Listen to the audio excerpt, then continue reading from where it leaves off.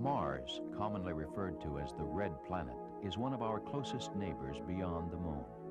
It has qualities that make it a potentially habitable outpost. Before all Martian exploration ended in November 1982, a handful of probes had made the year-long journey. Viking 1's orbiter completed nearly 1,500 picture-taking trips around the planet, while its lander studied samples and returned views from the surface. As a result, Mars is well mapped, but many questions remain. So researchers are designing systems to explore the varied Martian geography in anticipation of a return mission. On calm, sunny mornings, Jim Burke can often be found flying this lightweight solar balloon in the courtyard at NASA's Jet Propulsion Laboratory in Pasadena, California. Mr. Burke views his study as an important stepping stone to a larger goal in gathering more precise information about the Red Planet. Now, the Martian atmosphere is carbon dioxide.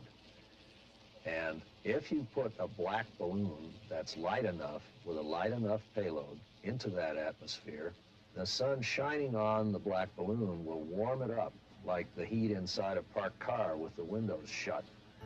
And it gets hot enough inside to become a hot air balloon.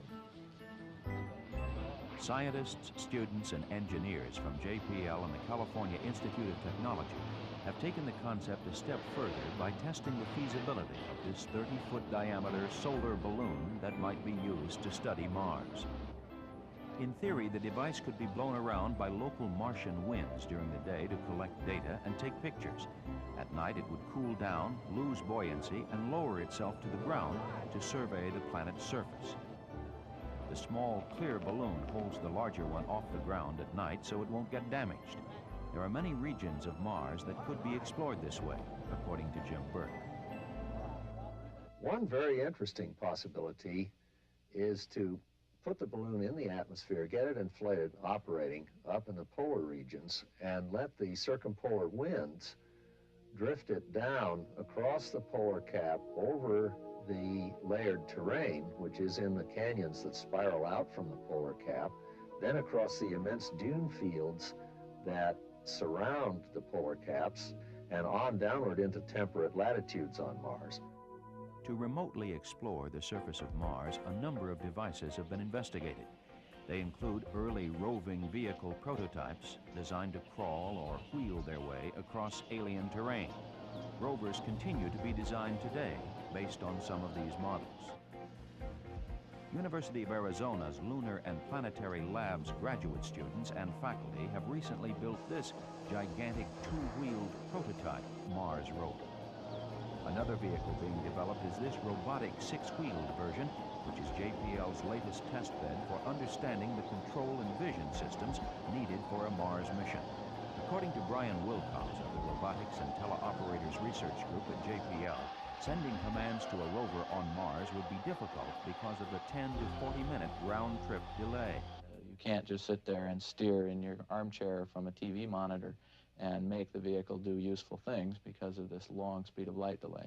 So we've identified several techniques to maneuver a vehicle on Mars in such a way that you can go useful distances in a day in spite of the fact that the humans are this long speed of light delay removed from the action.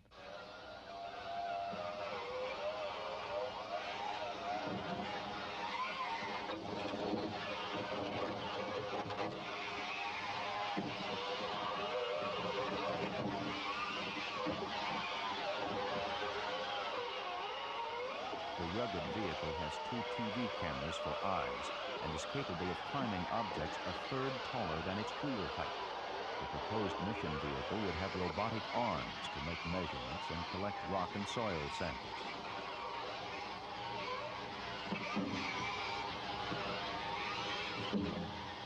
Using rover's onboard vision system, scientists can freeze three-dimensional images from its pair of television cameras.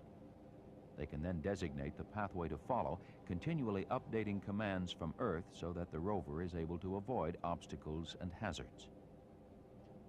As more sophisticated visual systems are developed, greater artificial intelligence can help the rover find its own way if given high-resolution imagery of the Martian surface and a list of targeted regions, designated by Earth-bound scientists. The hope is to someday send a manned mission to Mars, but a more detailed study of the planet is necessary first, and these pioneering steps can be made by roving vehicles and balloons. Again, Brian Wilcox. If you imagine an expedition, Lewis and Clark trying to survey the Louisiana Purchase, they basically made one trek across a very small fraction of the land surface of the Earth. Took them years to do it, and yet they found incredible things all along the way. We could certainly have a dozen rover missions which yielded equally interesting results. The exploration of Mars, sending unmanned vehicles as pathfinders for the future.